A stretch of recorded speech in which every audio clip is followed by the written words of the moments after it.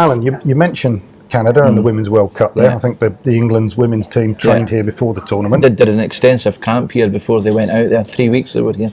And did they particularly focus on things like synthetic pitches, or were they? Yeah, it was all on synthetic. They went through, and they were guided by the sports scientists, a transitional phase, because most of the girls are playing on grass.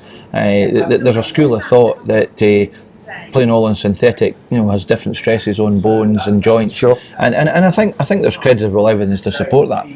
I think the thing that some of them got slightly confused with is that they had the opinion that our synthetic surface and the ones in Canada would be harder than, say, a Grassmaster surface. Right. And that's not true. It's the other way about. Right, okay. Consistently, because of the shock pads and the infills in synthetic pitches, you will find that the surface hardness readings of these will be lower than what a hybrid pitch potentially would be.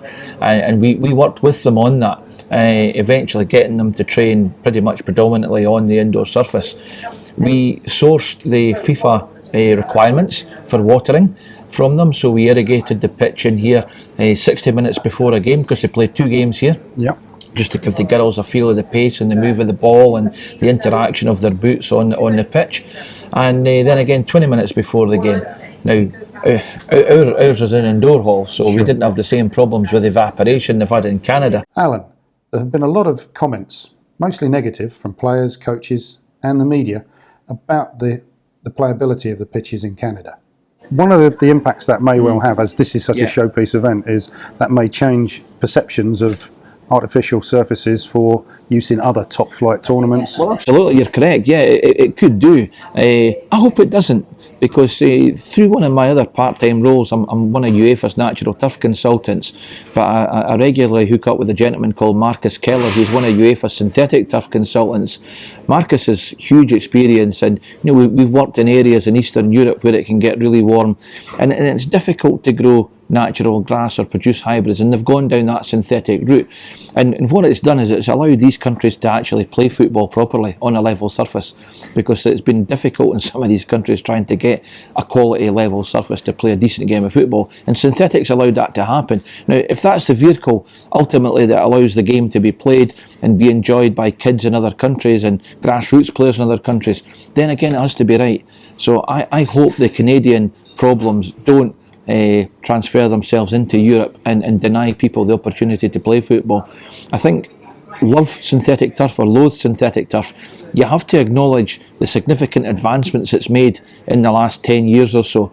I think they did come out early doors back in the mid-late 80s, early 90s. The Watfords, the QPRs of this world weren't good. I think the industry recognised that, but they came back. Lesser industries would have folded and just vanished off into the sunset. But back they've come. We've got 3G now. We're now exploring 4G, where we'll be non-infilled surfaces. So the advancements go on apace, and it's a global game. And if we're going to facilitate football in this country and other countries and give everybody access to a decent surface, then we have to embrace synthetic turf, because you just will not create enough grass pitches or hybrid pitches to facilitate the volume of hours that's been required. We are actually funding grassroots football right across the spectrum, so both grass and synthetic pitches. And as an organisation, we're trying to create enough facilities for people to get back into the game, and we're doing that now. I think I have a bigger advantage than most people, because when I worked at Ipswich for 16 years, I saw the FA from the other side of the fence, and I got as equally frustrated there as anybody else. I still get some frustrations from inside the FA, but I think I'm one of a number of people who've joined the organisation in the last 5 years who can make a difference, and that would be from the chairman, the chief executive, our managing director, right down through. And I think people will see the FA change in the next 2 or 3 years for the better, and that'll have a huge impact on the provision of grassroots football and the game in general. We can just get back to synthetic surfaces at the top level of the game.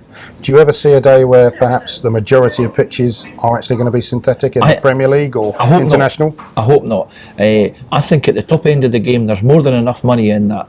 I think the best way forward is a marriage of synthetic and natural, so hence the term hybrid. Sure. So your Deso Grassmasters, your Cis Grasses, your fibre sands, your air fibres, all these things that Italian companies like Lamont are doing just now.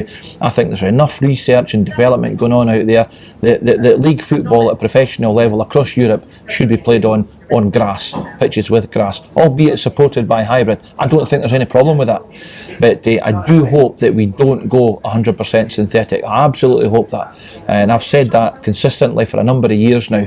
I do a number of presentations and I'm asked that very question, and people will jump on me when I start championing synthetic turf. It has a place. Sure. More in a training environment, in some difficult geographical climatic regions of Europe like Scandinavia, Eastern Europe, it has a place. If UEFA are going to make the calendar the same for everybody, then synthetic will play a part in that, because it's really, really difficult to produce good quality grass pitches in some areas for a number of reasons. So if I sum up what you just said, then not at the elite level, hybrid should be absolutely, or grass preferably. Yeah. But synthetics has its place as long as it's used properly, absolutely, maintained properly, and prepared properly. And I think you just touched on a good point there.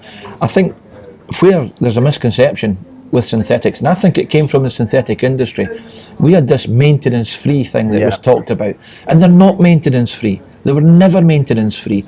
And I think now that the football world at large is starting to wake up and understand that there's quite a lot of maintenance required to maintain a FIFA 2-star pitch, or even a good quality 1-star or community pitch, I think it will be seen in a different light.